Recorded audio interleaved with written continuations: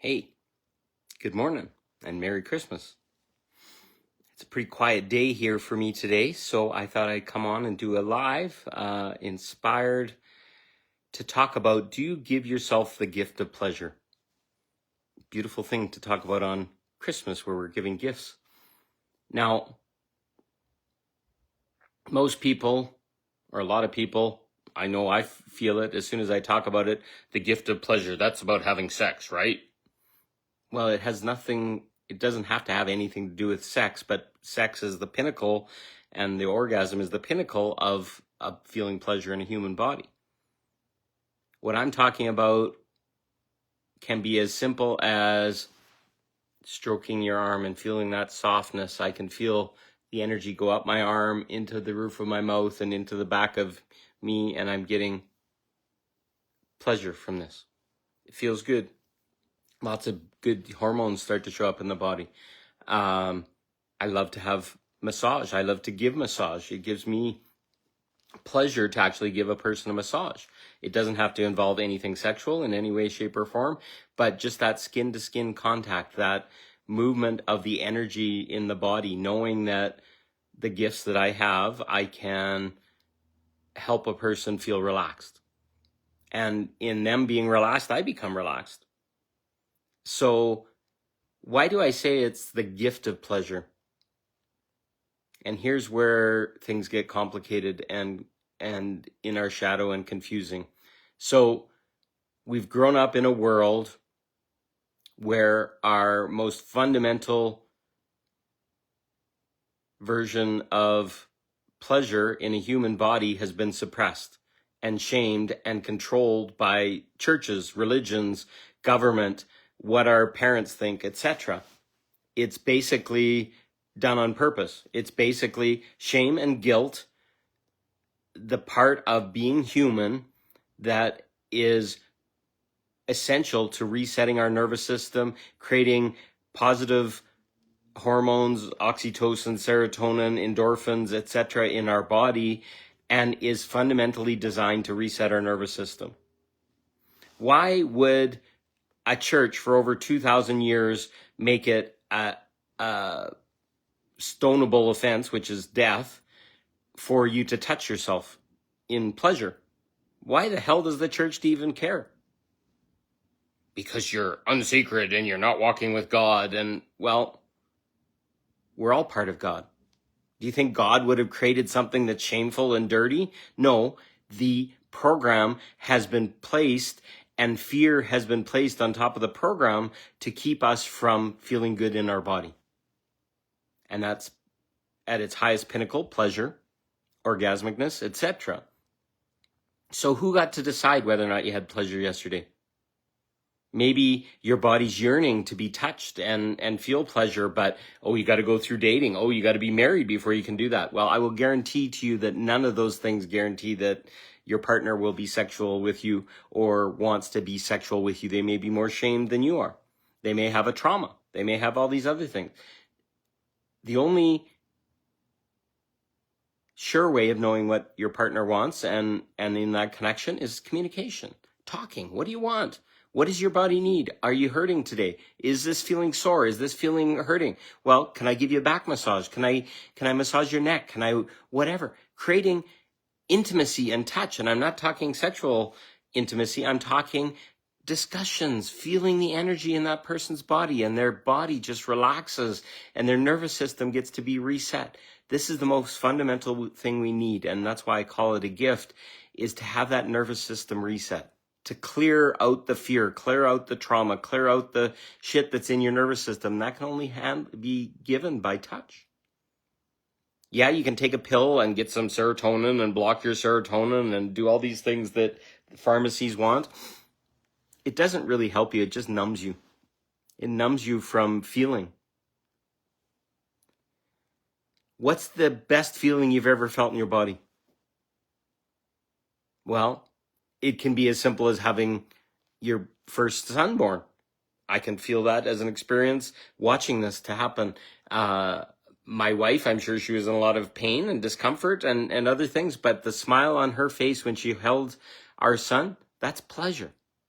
That's a massive gratitude, feeling good. Yes, the tiredness, the pain, the discomfort, sitting in a hospital for 12, 14, 20 plus hours, waiting for this child to come, waiting for the body to relax enough that the child can come into this world. Those are all the blood, sweat, and tears that leads to this magnificent release afterwards. It's like going for a jog and feeling that exercise high afterwards. That's a pleasure. It's endorphins. It's your body now being able to relax and finally submit to feeling good. So how often do you allow yourself to have pleasure in your body? Give yourself the gift of pleasure. And as I said, it's simple as maybe soft touch, maybe massaging yourself, going for a massage, allowing a friend or a partner and asking them, hey, I'd love to have a massage. Do you want to have a massage exchange? Would this be something that's good? Feeling good in your body, exploring soft touch. As a part of my second date with a woman, we explored self-touch and connection, which she'd never done before. And most relationships never even get to the point of that. And I'm talking soft touch, just stroking arms and feeling different sensations. And does this feel good? Does that feel good? Does it feel good to go against the grain of your hair? Because that can be good. But one of the most amazing sensations I've ever had is touching on the top of my head when I've got a brush cut and I'm fresh and I can feel those prickles in my hands, and the movement of my hair feels so sensual and so beautiful. It makes me feel pleasure in my body. It makes me relax. It makes me feel calm. How do you do this for yourself each day? Most of us are suffering from an overload of fear, a world that's filled with shit and wars and people hurting each other, etc. To live in the outside world without pleasure and touch and feeling sensual in your body basically robs us of a birthright. And that birthright is feeling good in our body, feeling happy in our body, feeling safe in our body.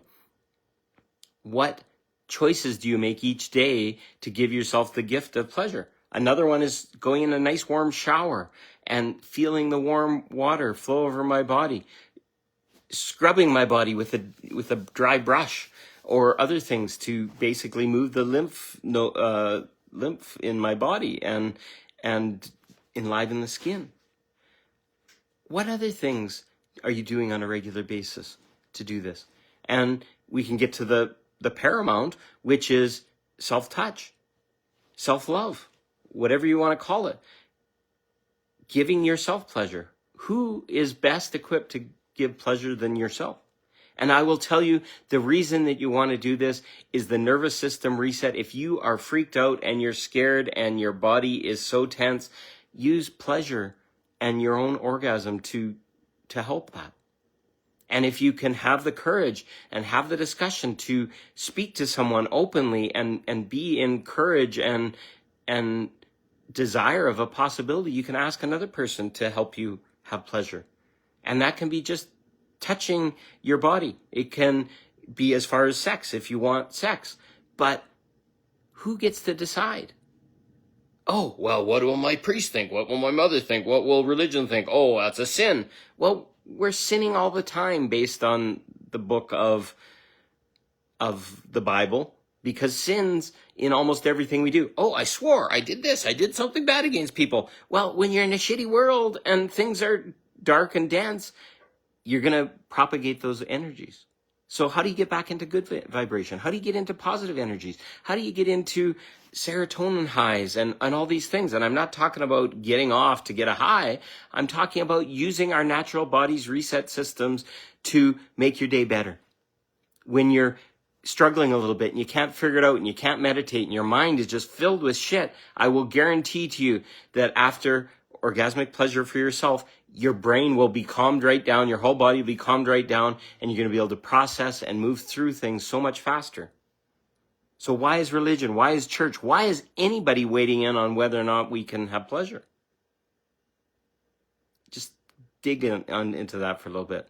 Who wins if we're not feeling good in our body or feel ashamed and repressed and haven't had sex for 5 years, 10 years, and that's all we can expect and we want it, but we can't have it because the rules say I have to get married to somebody, and when I got married, that was hard, and that person didn't want to have sex with me, or they shamed me, or whatever. This whole program is basically stopping us from feeling good in our body. That simple. Do you want to feel good in your body? Do you want to feel happy? Do you want to, and I'm not saying sexuality or other things will make you happy, but I'll tell you for sure, an orgasm will make you feel good and happy. It may even release some of your trauma. It may even move energy in your body that you awaken a little bit. Why do you think the church suppresses this fundamental thing of being in a human body? Oh, we're going to repress your pleasure and your ability to feel good. And I'm going to make you work. And every time you have sex, you can't have a birth control because you need to have 15 kids, and that's going to exhaust you, and you're going to have to feed all these kids. What kind of game is that? Why does the church even have to get involved in that? Why does religion get involved in that? Every major religion has some repression of sexuality in some way, shape, or form. And I'm not saying I'm giving you permission to go out and share sexuality with whoever you think, even though a lot of people are, because they can't stand this repression. They're finally rising up and saying no. And they're choosing for their own body. They're choosing partners that want to feel pleasure, want to feel good in their body, and the healing experience of it, and don't have to be bonded forever. Because what is divorce anyways? It's having sex with a person until you get so much junk built up that you've got to run away from that person because you don't want to be with them anymore. And then you go and have another marriage and another marriage, smashing your life every time, giving up all of your stuff and hurting your children and all this kind of stuff. All to get out of sexless marriages, get out of situations where the other person doesn't comment or talk openly about their stuff. The most freedom we can ever have is to be completely vulnerable and intimate with another person. So intimacy, talking about our shit and what our parents taught us and what we feel bad about and what we're shamed about and all this kind of stuff. All of a sudden you're going to find out that those other people have the same exact fucking programs. And they don't know why. And they've been suffering. They've been hurting. They've been sexless for many, many years, or sex hurts, or it brings up a trauma, or other things. But did you ever communicate that to your partner? Did you ever share that in a first date discussion? One of my first date discussions is my love language is touch. So touching and intimacy, it's not a request for sex, but I'm letting you know well in advance that that's something that I find important. And do you find that important when you're ready, under your terms? Great. Easy question to ask. I love sex. I appreciate it. It's so fun. I enjoy it. But my religion says it's a sin, or my religion says this or that or whatever. Well, if you're going to go in with somebody that's got really strongly held beliefs that says you got to be bonded in marriage and connect all your assets and all this kind of stuff before you can ever explore whether or not this person can meet you at the levels you need, it's pretty demented. But I waited. I didn't have sex with anyone until I was 30 years old. I was a virgin up until I met my wife. I'll say I wasn't a virgin before I was married by that point, because that was something that we both wanted to explore. And we felt compatible and it felt good. But upon the introduction of children and her trauma coming up and life showing up, things changed a lot. It's a technique that a lot of women use to lure a man in. But if they're not willing to talk about their trauma, what their repressions are, what their shames are, etc., it leads to disaster for both. So here on this Christmas day, if you're free and you have time for yourself, I would suggest you give yourself the gift of some form of pleasure. And I'm not saying you have to go in the bathroom and crank one out or whatever at Grandpa and Grandma's or whatever. I'm saying lay down in bed tonight and touch your body for feeling good. Feel those endorphins. Feel that intimacy of self, of just touching. Oh, I love to touch. I've got a hairy chest, and I love the feeling of having my hairs rubbed. I love when a woman strokes my chest. I'm not a dog by any means, but she loves that too often. because it's so sensual, it's so rich. I'm sure their hands are feeling, just like me touching myself, the hands feel the stroke of the hair. It's all beautiful and wonderful and amazing.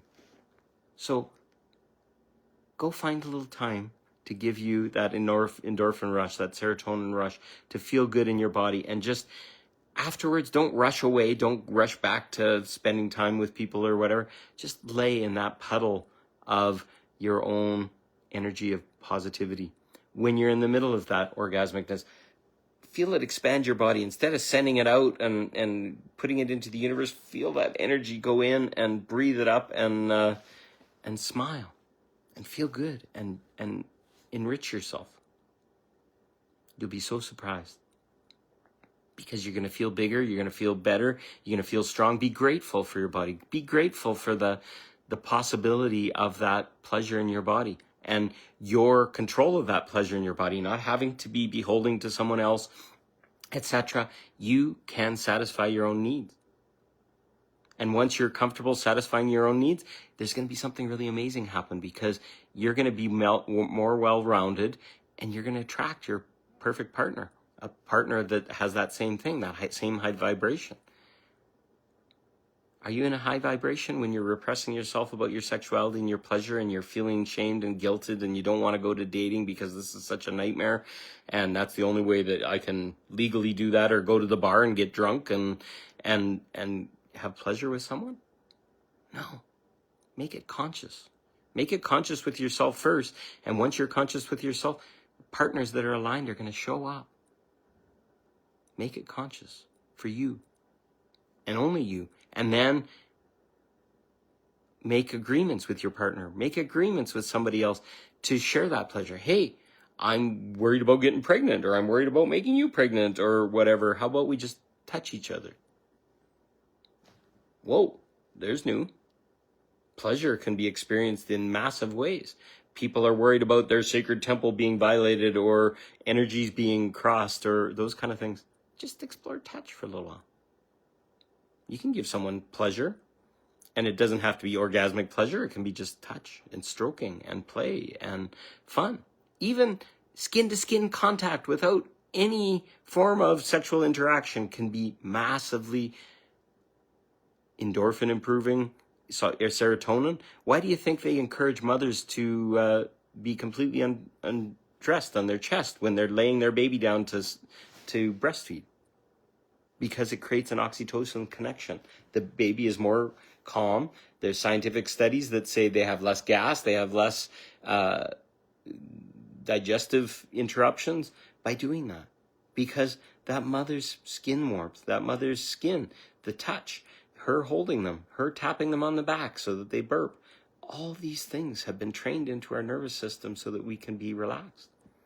Have you ever done that with a partner? I've done it a few times, where you just lay on a bed with them. You can be completely clothed and just put your hand on their back and go tap, tap, tap, tap, tap, just about that. I've done it as a father many times, and you're waiting for that little burp to come. But you don't want your partner to have the burp unless they enjoy that, but it goes straight into their nervous system. It's a shockwave.